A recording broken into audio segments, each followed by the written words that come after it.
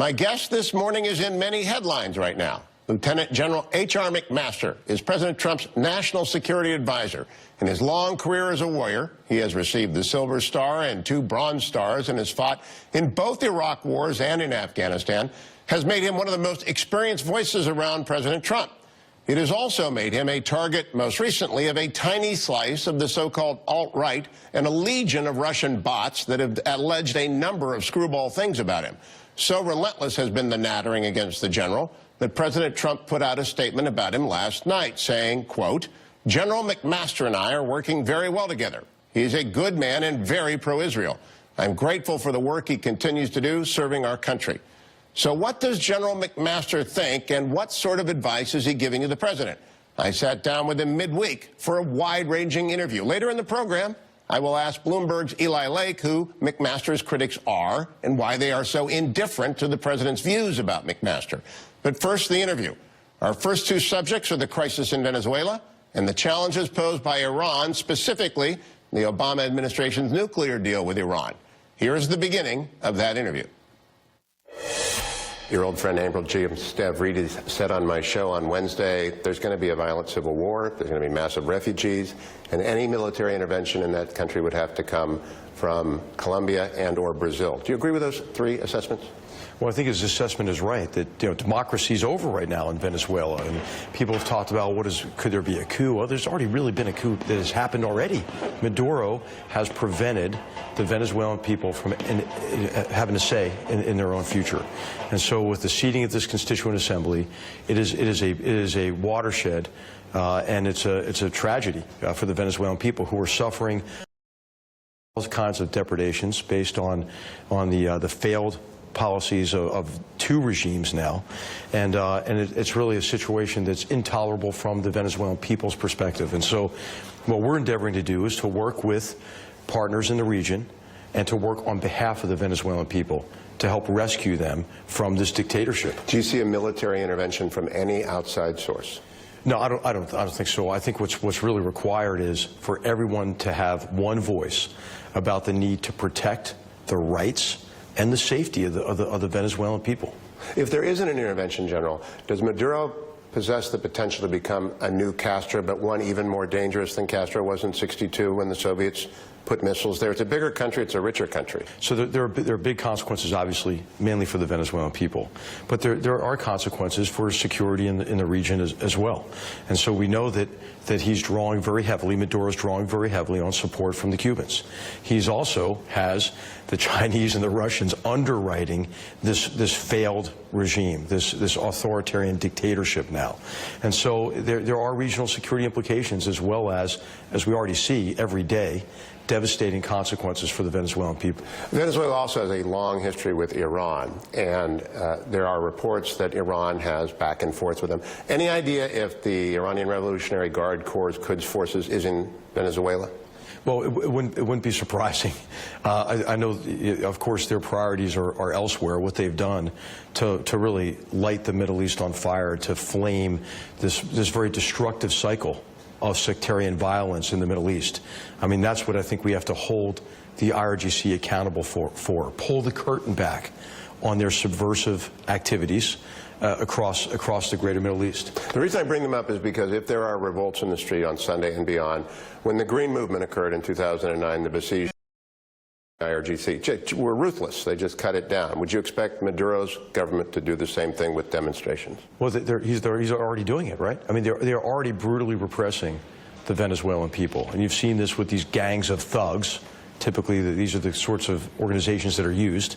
Legitimate security forces are a tool of profession. They use security forces as a tool of oppression. But even what you're seeing become more and more likely and more routine is the use of these sort of gangs of thugs as an extension of a repressive or authoritarian regime.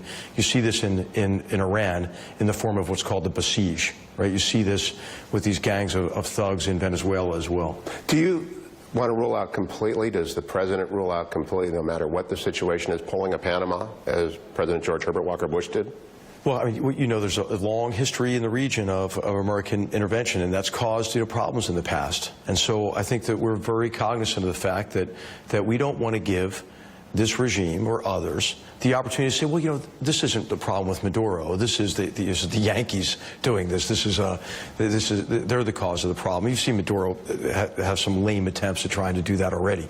So I think it's important for us to place responsibility for this catastrophe on Maduro's shoulders. He is the one who has caused it, and he's the one who's perpetuating it. All right, General, let's go to Iran, which I mentioned already. Has Secretary Mattis and President Trump and you decided on clear rules of engagement for when the Iranian ships approach our ships in the Gulf? Yes, there are very clear rules of engagement. And would it be surprising for us to have to sink one of those vessels very soon? Well, our captains, you know, our naval officers and leaders are strong leaders who are disciplined, and they will do everything they can to, you know, to advance our interest, to protect their sailors, and to defend themselves if necessary. And the president's made it very clear he will never, you know, he will never question any of our military leaders if they take actions to defend themselves and their soldiers, sailors, airmen, and Marines. Is the report correct that the president wants out of the Iranian nuclear deal? Well, the president, as you know, is more than skeptical about that deal. He calls it the worst deal ever. And in many ways, it was the worst deal ever because it rewarded the regime, gave them so much up front.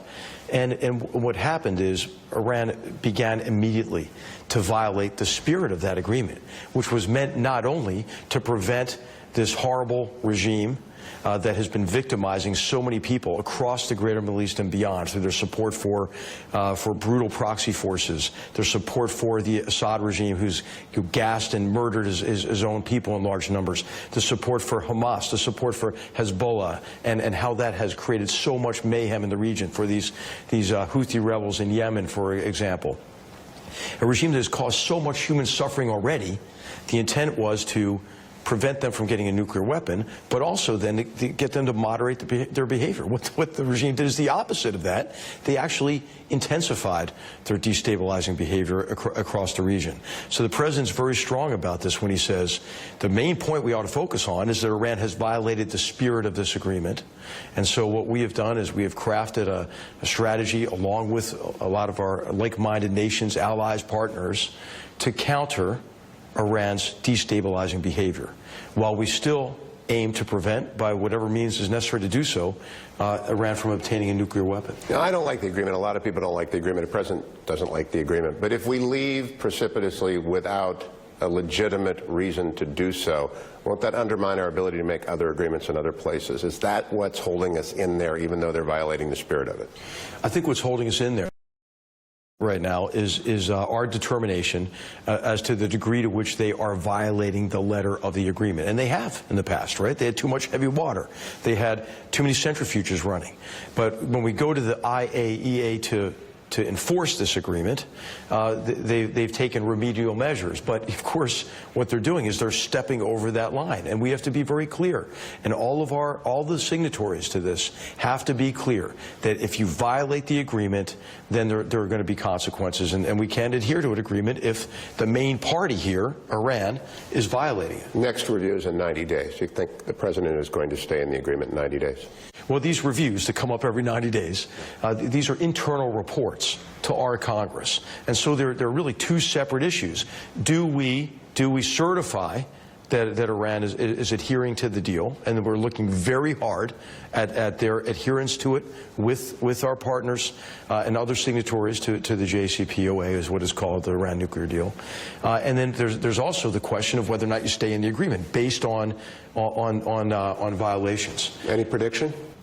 No predictions at all. I mean, we're not prejudging this. We're working hard at it every day, and we're working hard on it as part of a broader approach to the problem of Iran's destabilizing behavior, the humanitarian and political catastrophe they're helping to perpetuate, along with, you know, those others responsible, including ISIS and other terrorist groups in the region. But I think Iran is behaving in a way that you could say is aimed at keeping the Arab world perpetually weak and enmeshed in conflict, so they can use this chaotic environment in the Middle East to advance their hegemonic aims, their desire to dominate the region. Should the Supreme Leader be surprised if the president withdraws from this agreement in the next 6 months?